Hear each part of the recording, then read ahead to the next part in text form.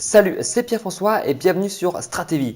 J'espère que tu vas bien parce qu'aujourd'hui on va parler du journal du succès. Alors avant de te dire qu'est-ce que c'est, pourquoi et comment, etc. le journal du succès, sache que ce journal du succès c'est une astuce parmi 31 autres que j'ai regroupé dans un e-book que je t'offre ici. Donc c'est entièrement gratuit en description, le lien est en description.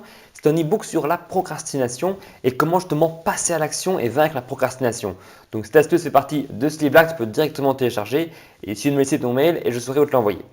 Alors maintenant, si on rentre dans le vif du sujet, le journal du succès, ça se présente comme un journal où tu écris, tu colles tes photos, tu mets en fait tes victoires, tes grands succès, tes réussites dans ta vie, dans quel but. Enfin, en tout cas, moi, comment je me le suis approprié, c'est dans le but de se remémorer des succès pour se donner de la motivation, pour se donner confiance, pour quand on se dit ah, je ne suis pas capable, je ne vais pas y arriver, se remémorer une fois où on a réussi à le faire pour se donner l'énergie justement de se surpasser, voilà, tout simplement.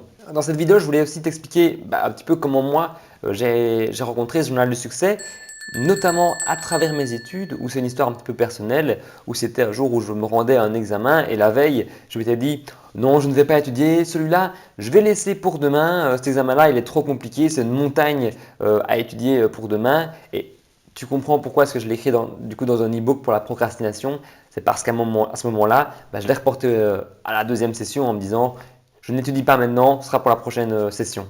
Et arrivé le lendemain, je me suis dit non, je ne peux pas faire ça. Il faut vraiment que je demande à mes camarades de classe. Je suis arrivé plus tôt, toutes les questions qu'ils ont eues à l'oral pour essayer de te dire bon, je vais essayer de faire quelque chose malgré le peu que j'ai étudié. J'ai vraiment quasiment rien étudié. Et malgré le peu de matière, je voulais vraiment le faire. Donc j'ai demandé des questions, j'ai demandé ce que je pouvais faire, etc. Je passais dernier et un peu coup de bol pour moi, au moment de passer à l'examen, c'était des questions que j'avais justement demandé quelques minutes avant et en fait, je me suis débrouillé super bien. J'ai même eu 20 sur 20, c'est un petit peu une note que le prof ne donnait jamais à ce moment-là, sauf si l'étudiant arrivait à lui apporter une matière, quelque chose en plus, lui apprendre quelque chose sur le sujet. Donc j'ai eu 20 sur 20 et directement je me suis dit, ça dans le courant de mes études, c'est clairement une réussite, c'est clairement un succès.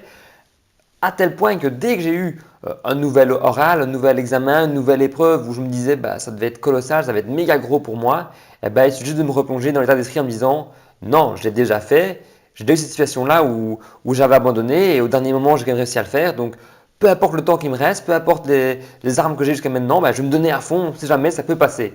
Et du coup, c'est un petit peu comme ça que je me remémore un petit peu cette situation et que ce succès m'a apporté. Parce que le journal du succès aussi, ça aide également à apporter des leçons, en plus d'apporter de l'énergie, de la motivation et de l'expérience aussi. Donc, c'est un petit peu le but de ce journal. Et concrètement, comment ça se présente ou comment toi aussi tu peux le faire, c'est très simple. Moi, au début, j'ai commencé sur un fichier Word. Ça peut être sur un journal papier. Il suffit juste de se dire j'inscris les victoires, les succès, mes grandes réussites, ce dont tu es le plus fier.